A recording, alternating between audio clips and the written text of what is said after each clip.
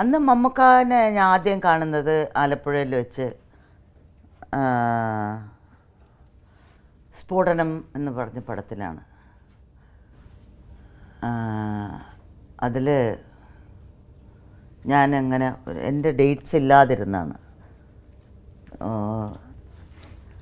81 ജാനുവരി 1 തീയതിയാണ് ഞാൻ ആ സ്പോട്ടിന് പോകുന്നത്.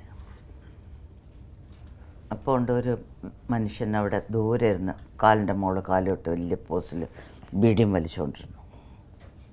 ഞാൻ ചോദിച്ചു ആരാ അതെന്ന് ചോദിച്ചു. അതാണ് മമ്മൂട്ടി എന്ന് പറഞ്ഞൊരു നടനാണ്, കൊള്ളാം നല്ലതാണെന്ന് പറഞ്ഞു. എന്നിട്ട് പുള്ളിയുടെ അടുത്ത് പോയി ഞാൻ സീമ. പുള്ളി പറഞ്ഞു ഞാൻ മമ്മൂട്ടി. യെസ് പറഞ്ഞു. അങ്ങനെ വിട്ടു. അത് കഴിഞ്ഞിട്ട് ഞാൻ ആ 81 തന്നെ ജൂൺ ജൂലൈ ആയപ്പം ഞാൻ പ്രഗ്നൻ്റ് ആയിരുന്നു.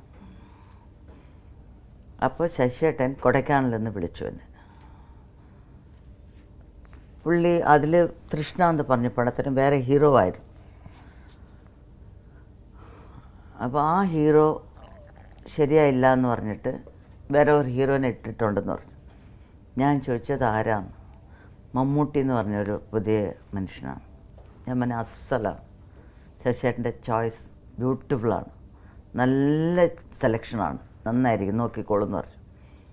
അങ്ങനെ മമ്മൂക്കാനെ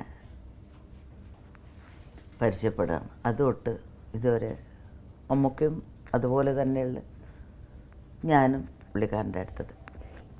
മമ്മൂക്കേനേക്കാളും ക്ലോസാണ് എനിക്ക് സുലു. സുലു എന്ന് പറഞ്ഞാൽ മമ്മൂക്കേൻ്റെ ഭാര്യ. അവൾ എപ്പോഴും ഫ്രണ്ട്ലിയാണ്, ഫ്രണ്ടായിട്ട് തന്നെ ഇരിക്കുന്നു. ഇപ്പോൾ ഞാൻ ഈ ഇടയ്ക്ക് ചാലുവിനെ കണ്ടു. ചാലു എന്ന് പറഞ്ഞാൽ എനിക്ക് ചാലു എന്ന് വിളിച്ചിട്ടാണ് ശീലം. ദുൽഖറിനെ കണ്ടപ്പം ഭയങ്കര ഒരു നിമിത്തമായിരുന്നു ആ മൂമെൻറ്റ്. അങ്ങനെ പോന്നു. ഈവൻ ലാലു അത് തന്നെ. ലാലിനെ ആദ്യം കാണുന്നത് അഹിംസ എന്ന് പറഞ്ഞ പടത്തിൽ ഞാൻ 3ാമത്തെ നിലയിൽ എന്തോ ഉണ്ട്. അപ്പം ഒരു ബാൽക്കണീൻ്റെ അവിടെ നിൽക്കുമ്പം ഒരു പറട്ട തലയിട്ട് ഒരുത്തൻ നിൽക്കുന്നു. ഞാൻ വിചാരിച്ചത് ആരപ്പോൾ അതൊന്നും, അതാണ് മോഹൻലാൽ. അപ്പം പുള്ളി ഒന്നും ഇതായിട്ടില്ല, വലിയ മുടിയൊക്കെ ആയിട്ട്